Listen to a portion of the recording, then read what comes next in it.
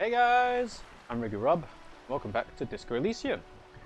So, last time, we should probably check our task list to figure out what we did. I think that's probably a better way of doing a recap.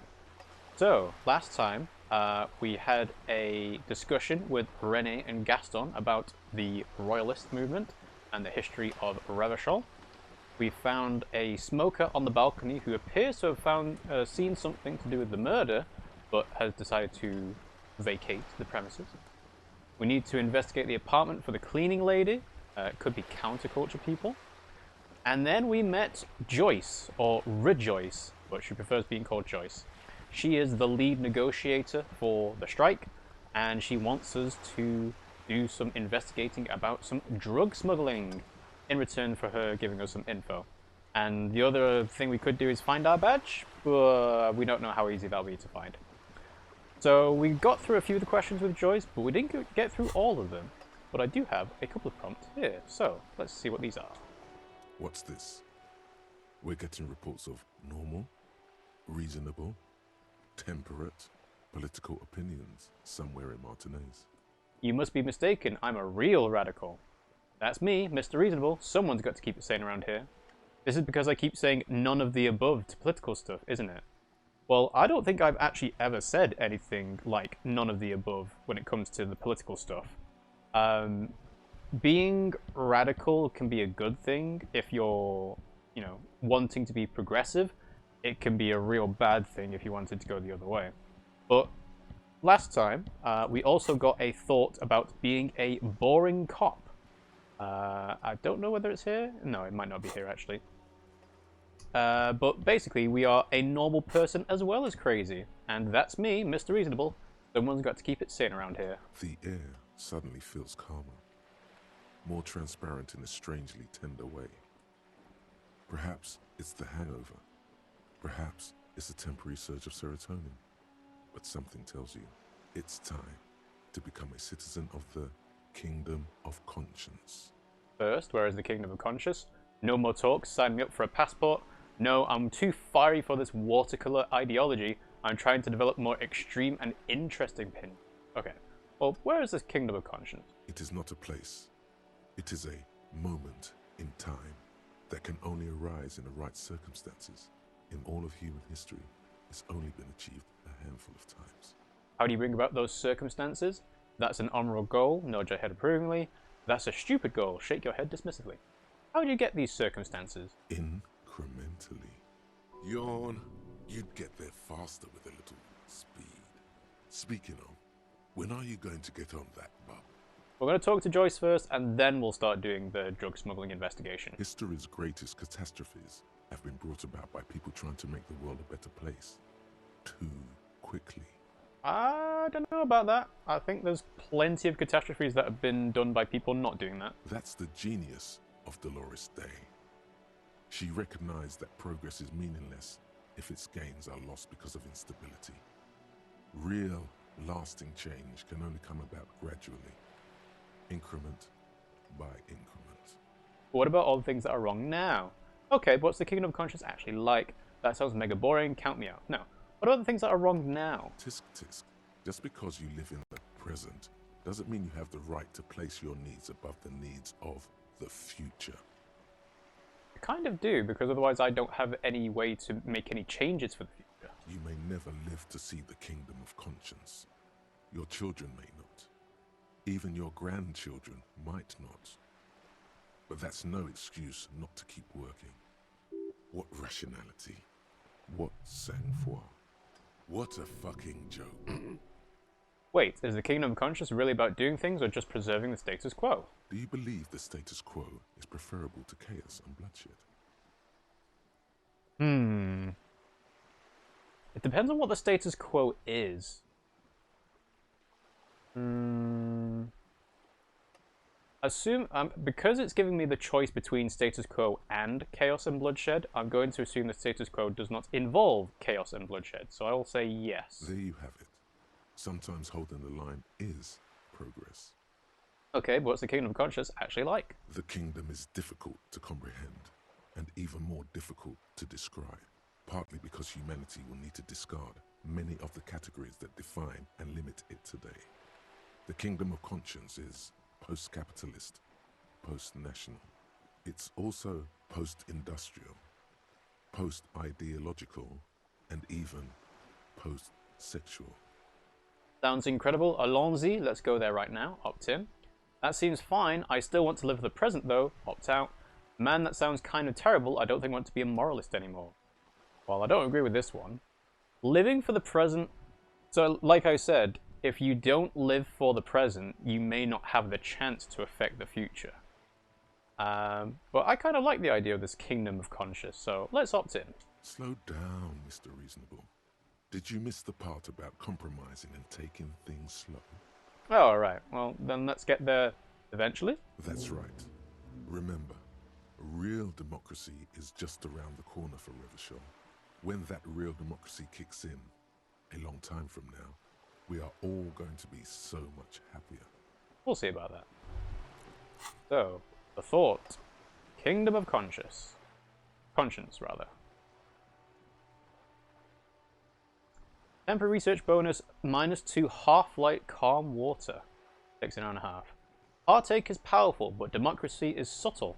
Incrementally, you begin to notice a change in the weather. When it snows, the flakes are softer than when they stick to your worry-worn forehead. When it rains, the rain is warmer. Democracy is coming to the administrative region. The ideals of DeLorean humanism are reinstating themselves. How can they not? These are the ideals of the Coalition and the Moralist International. Those guys are signal blue, and they're not only good, they're also powerful. What will it be like once their nuanced plans have been realized? So, unfortunately, I don't believe I have a free slot. No, I don't. But I can get four remaining thoughts, so I can definitely add this once I level up, but I'm 48 out of 100 to the next level. So, we'll put that on the back burner. And this one... Wow, you work hard. I do? Oh, yes. You hustle. You're a provider. It's tough out there, but you keep it real and provide. I guess I do, yeah. What hard work do I do exactly? Look at yourself. You're a human pedometer. You must have walked 200,000 steps down cracked asphalt, mosaic, sand, and linoleum after you re-emerged. That's probably true. I don't know how quickly I've been able to move around. That is the sign of a hustler who never gives up. The world is harsh and people are evil. You didn't make it that way, and you won't let it break you. You ride. Yeah, I ride. A little. I fucking ride till I die, bitch. I'm not sure I ride. I fucking ride till I die. That's just what it's like. Life and death. But you got gills on your side, baby. Got those black papers with the faces of the innocents on them. You bring in the Franco Negros and the Solas. It ain't easy, but you do it. Day in and day out. You didn't make the rules, but you won't lose. You're a cop, and a sprinter, and a money printer. You could say I took some money from that Manana guy too. Oh, and then there's pawning stuff after that suspicious Roy guy. I guess I've made some gills, sure. Is Roy suspicious? I don't really get the idea that he was suspicious. And have I taken money from Manana? I don't think I have, right? Okay, I guess I've made some gills, sure. Sure. And has it been easy? Is life easy? Have you not gone into cardiac arrest? Are you not about to have an anxiety attack or shoot yourself in the mouth? But you still hustle 24/7, ride or die. Now, ask yourself, are you rich? Depends on what you mean by rich. Yes, quite. No, I'm actually not. I mean, I am not in terms of financial wealth. In terms of life experience, I wouldn't know because I don't have any memory. The only thing I'm going off is by 216 cases solved in 18 years of service and 3 people killed. So is that rich in life experience? I don't know. I'm going to say actually not. That's right. You work harder than anyone. You almost rode yourself to the grave and you're still practically a hobo. Why is that? It's because of that Gart guy riding my ass. The system is broken. There's a market for corrupt cops out there, but the immigrant cops have price dumped it. Fucking taxes, man. I don't know. Why am I so poor? Well, to be fair, again, we still haven't actually issued anyone with any fines to earn money. We're making do with collecting bottles, which I still haven't sold at the fruit shop yet. Let's say the system is broken. Boo-hoo. The system is broken. The establishment is keeping me down. That's not the fuck yeah attitude you're used to. What is this? Why are you so poor? I don't know. Why am I so poor? Because of the taxes. G-Man's got his jam-covered sticky fingers in your pocket, stealing from you every time you buy, sell, walk, talk, fart, so much as sneeze. I think this is the point of the people saying that taxation is theft. Aren't taxes almost non-existent in the Gossamer state that is Revachol? I thought there were no taxes. Really, every time I sneeze. I thought there were no taxes. You and I both, but they got those indirect modes of taxation. Sales tax, excise duty, extraction tax. This tax that doesn't even have a name. Plus, there's the stuff people in other countries pay for that makes them ask for more money from you here. The Gossamer state's a myth. In total, the coalition government is taking 98% of all your money. I don't think that's right. Well, our options are no fucking way. I guess I'm a free market fundamentalist now. Opt in. Are you sure? That seems like a pretty big number. This isn't helping me solve my money problem. It's only making me into a free market type. That seems like a pretty big number. What are you not sure about? They're milking your nipples till they bleed. Can't you see? Aren't you sick and tired of having bloody nipples? Bleeding nipples are kind of a pain, but how will deregulation help with that? Opt in, but only a little. I mean, if you're going to opt in, you might as well go all the way. I guess I'm a free market fundamentalist. Here you go, hustler. Fight the righteous fight. Free the people. Keep it real. Keep it street. Keep foaming at the mouth furiously on the tax issue. He gained a thought. Indirect modes of taxation. So this gives -2 empathy, cold-blooded. First, if you have a side bitch ideology cooking somewhere, don't sweat it. Fighting indirect taxation for the Gossamer state is compatible with all creeds. It's cool like that. You're a cool anarchist now. Unless you don't want to be an anarchist. Whatever. Stuff this meal ticket in your eye socket and let's see if we can steal some love back from the robber barons at the customs agency and the banditos at the Insulindian Financial Oversight and Competition Committee. Alright, well we got 2 thoughts we can internalize at some point. And I'm just looking, yeah, looks like if I was going to replace anything, it would most likely be either the regular law official, which is the boring cop thing, or the Mazovian socioeconomics. I haven't seen the left-wing dialogue options giving me the XP. It might have been, but I haven't seen it. Alright, so all that done, let's go ahead and make a save. And then we will continue talking to Joyce. Because we've got lots more questions for her. You're back. Good. What can I help you with? I've got some more questions about reality. More lessons in basic reality? My favorite part of the day. Go ahead, ask me anything. What is this acute encephalopathy? It's a neurological disorder caused by a lack of vitamin B in the brain. Symptoms include a retrograde amnesia. It's quite serious. You should get yourself checked out. I mean, I did try, but the doctor he wasn't very helpful. What causes encephalopathy? Well, it's either bariatric surgery or long-term alcohol use. Well, I don't know what bariatric surgery is, but it's definitely the drinking. She nods slowly. So, esprit de corps. So we have 3. Think of something close to you. I want to know what you are. She won't maneuver her way out of this one. What are you? I am the vilest of the vile. A traitor. A devourer of nations and infants. I am an ultra. She raises the corner of her mouth, smirking, revealing a canine. Wait, what's an ultra? An ultra-liberal. It's a type of liberal. From the revolution. It's, not the moderate kind. Dios mío! Draw across. A liberal!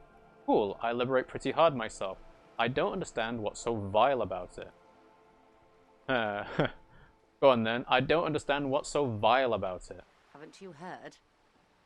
I am a nether creature of the Forbidden Swamp. One of those who pushed the king under a shit wagon and betrayed the revolution. We surrendered the nation to financier pirates. No sane person identifies as ultra-liberal anymore. Not in broad daylight. I can see we're not so different, you know. Tell me, now that I've uncoiled myself, do you find me frightening? You're a monster. I forgive you. I forgive you, but only because you're charming. I don't care. I mean, I'm kind of tending towards I don't care. But I do think Joyce is actually quite charming. So I'm going to say I forgive you, but only because you're charming. A devil, who being of great charm and guile, sneaketh into the homes of the godly. That dialect is Obisunt. You recognize it a quote from somewhere. A play written way back in the Franco-Nigerian century. Beneath her waterproof raincoat and silk shirt is a body imbibed in numb 12 perfume. You are suddenly and intimately aware of it. Okay. So we're just having a normal conversation. She's come out with a, fairly highbrow quote. And then electrochemistry you notice she's smelling a perfume. So the options are, and persuades them to addict themselves to his service, vile devil, shake your head slowly, and wanna fuck? That's, some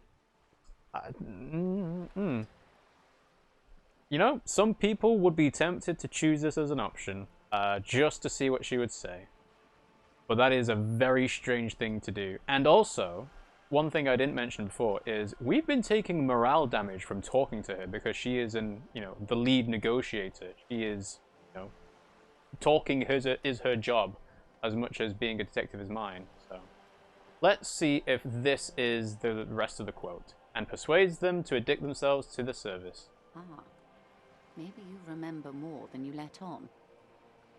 Despite whatever brain damage the alcohol may have inflicted. Vile devil, and I get the option to say this anyway.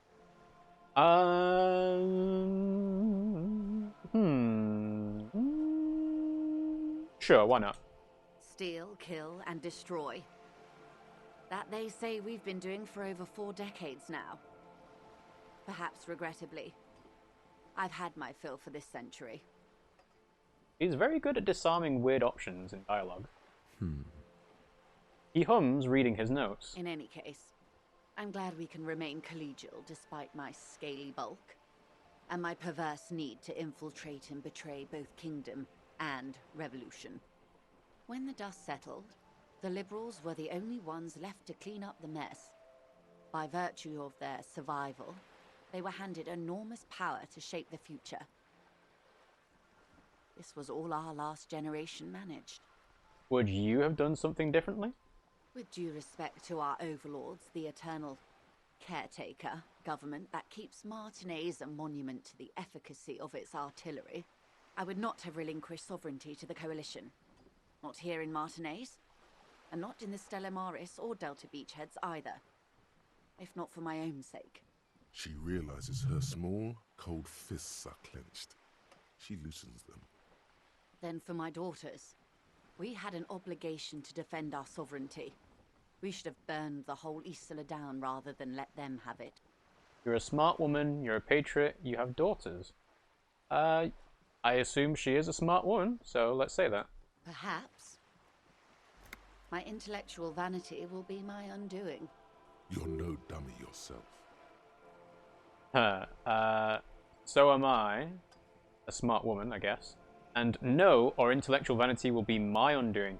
I was going to say, actually, there is the idea that you can be intellectually flattered, and that means you will overlook someone who is appealing to your nature. So I'm going to say no. And the crown on your head as you lay in the casket.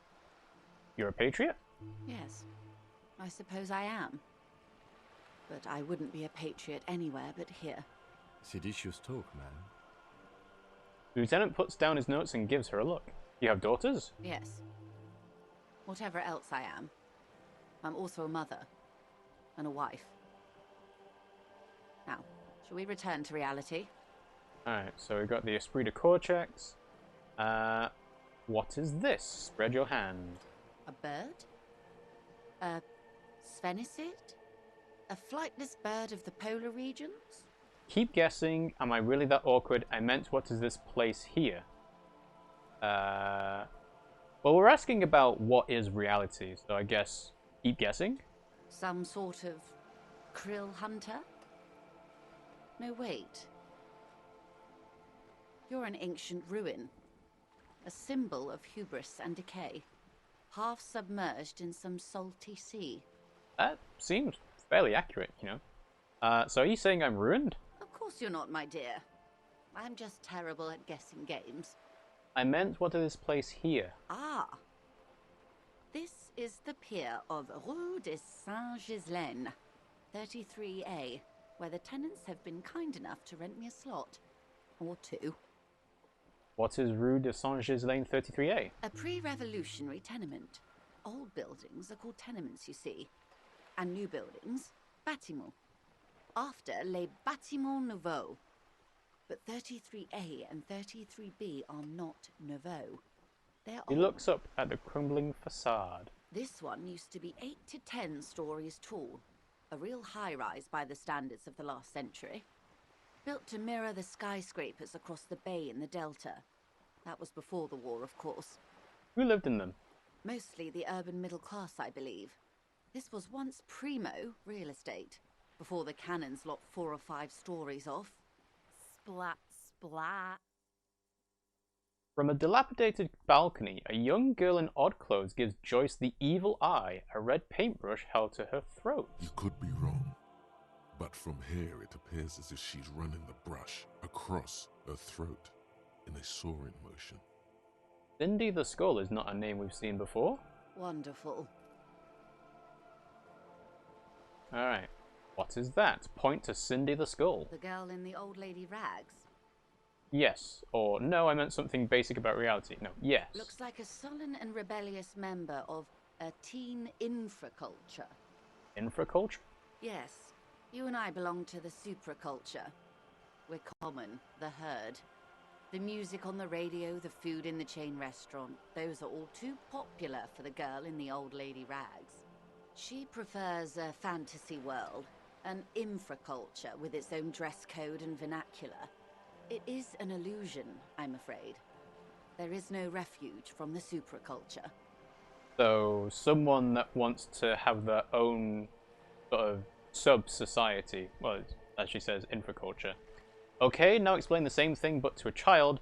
I understand everything, make it more complicated somehow. I mean, I do understand. I can't. That's how simple it is. One may dye their hair green and wear their grandma's coat, all they want. Capital has the ability to subsume all critiques into itself. Even those who would critique capital end up reinforcing it instead. All right. What next? Suddenly, you're not so sure you're part of the supraculture. I think I might be part of the infraculture. And what would that be? Cop, disco, I don't know, I just feel it. I mean, disco seems right. I can see that, yes. I dabbled in those dark arts myself, not so long ago. I assure you, it was a thoroughly supracultural phenomenon. All permeating. Downright mandatory. Nothing infra about disco, baby. Your disco? Those days are long behind me. And even in the early 30s, I would say I was more of a new girl. Disco was a minor, but still enjoyable facet of the whole thing for me. The new? The new. A cultural era. And the name of the decade it ravished, the 30s. It came out of post-revolutionary Revachol. It was ultra-liberal.